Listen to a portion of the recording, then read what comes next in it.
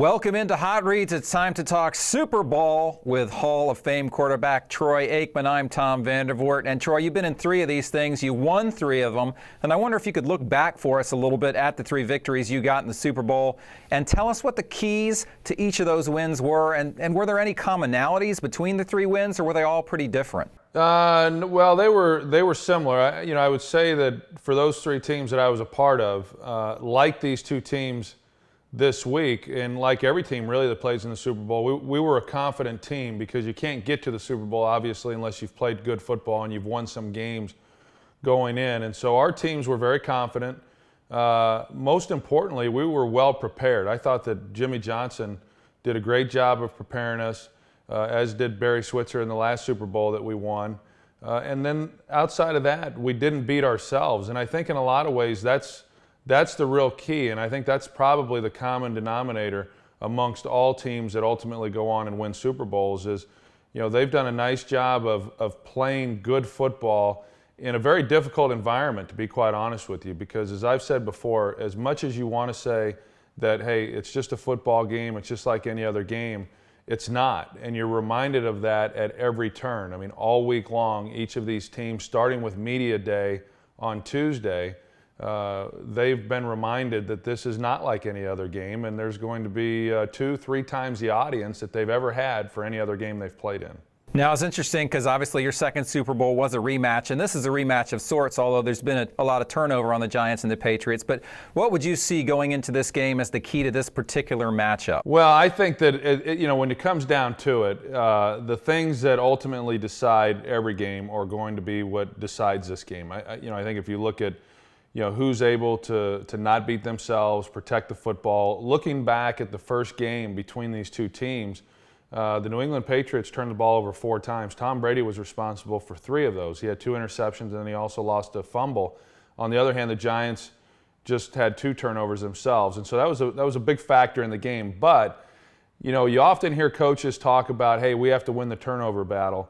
That's true, but turnovers happen in the course of trying to win a football game. It's, saying that we have to win the turnover battle is about the equivalent of saying, we have to score more points than them. And so I've never paid a lot of attention to that, but when you look back on it, then yes, typically the team that does not turn the ball over the most is a team that then goes on to win. The bigger the game, the more important, I believe, third downs become. And so who wins the third down battle? Who's able to keep drives going? Who's able to get off the field defensively in those situations? And then because of the offenses that are involved, it's a little bit cliche to say, but who scores touchdowns when they get down into the red zone? I mean, we all see a lot of games to where a team can dominate, but if they get down inside the 20-yard line, inside the 10-yard line, and they're having to settle for field goals, that's a lot of field goals that you have to make in order to really put a team away. I mean, if you think about it, if you kick 4 field goals and you've gotten down there and the other team hasn't done anything, and then that other team goes down and gets a touchdown, they're immediately right back in the game, even though we've seen one team dominate, through much of the game. And so that's going to be a real key. And I think if you look at these 2 teams and how they've been able to win, that's really the way that they've been able to do it. Interesting. I noticed in 2 of your 3 Super Bowl wins, you were actually behind during the early portion of the game. One time at halftime you were behind. A lot of times we hear about the importance of getting off to a good start. Is that important at all in your mind from your experience, or is that kind of overrated? Well, I think that it's, every team that I was a part of, every game that I played in, we always talked about, hey, we need to get off to a fast start and kind of set the tone early. And I think that, it's important in a game like this. I think that, because of the nerves and the emotion and the adrenaline and everything that's going on, that the sooner that you can kind of calm yourself down, then the better off you're going to be and the better off your team's going to be. But I will point back to the first Super Bowl that I played in.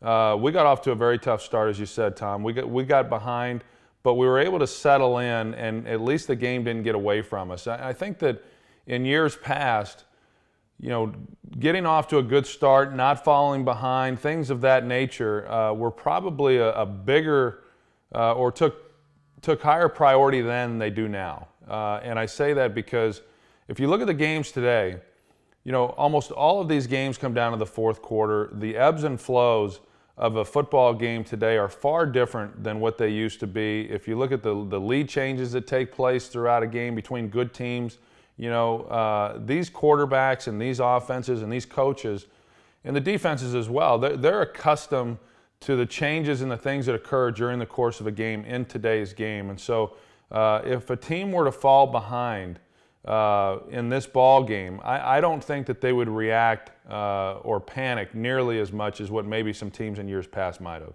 Very good, Troy. Thank you so much for your time this week, and we'll talk to you next week to wrap the whole thing up.